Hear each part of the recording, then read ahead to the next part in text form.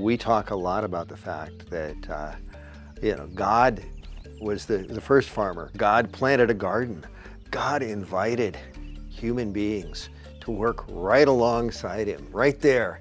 And Genesis 2:15 talks about God taking Adam and placing him in the garden to tend it and to keep it. So really, their work of planting and their work of farming isn't just bare survival. It's a gift from God, and they have an opportunity to exercise some of the same type of creativity that God himself exercises. We teach something called theology of work, but the idea is that work is a gift from God, that every one of us has been created with creativity and with unique gifts and talents. It took the farmers of Haiti and the Dominican Republic to teach me how important trees were. When the trees are cut, the topsoil erodes dramatically quicker. The water runs off when the rain falls. The water runs off in flash floods and landslides.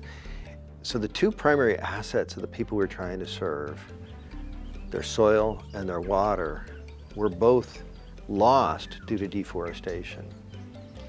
And they knew that. And I would have farmers in Haiti explain that to me in great detail. But they would almost always end that by saying, but if I don't cut down the trees to find room to farm or to sell for firewood, how am I going to feed my kids? So we realized that if we wanted to help them, we had to address both poverty, how am I going to feed my kids, and help them restore the land they depended on.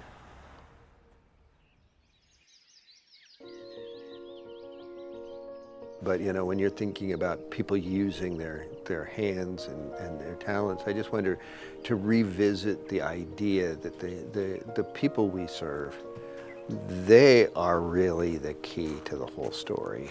I mean, we like to be catalysts. We like to talk about the fact that 70 million trees have been planted, but they're the ones who planted the trees. I always think that our role is much like the role of the little boy in the story of the feeding of the 5,000. The little boy's got 5 loaves and 2 fish. When you consider the problem that Jesus was confronting, or the disciples were confronting, because Jesus says to them, you give them something to eat. And there's, 5,000 men plus women and children. So I don't know, 15, 20,000 people. And the little boy's got 5 loaves and 2 fish. What a ridiculous thing to offer. And yet, in faith, he offers all he's got. And it becomes the raw material for a miracle.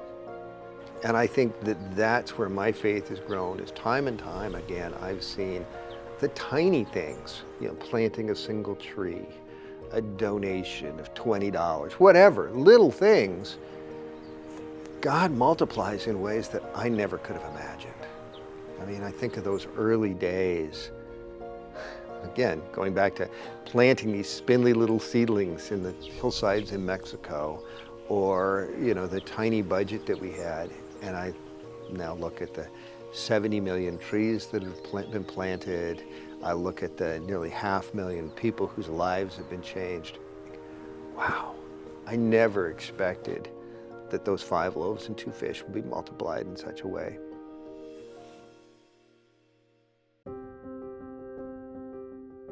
I mean, we work kind of on the border of environmental work as well as humanitarian work.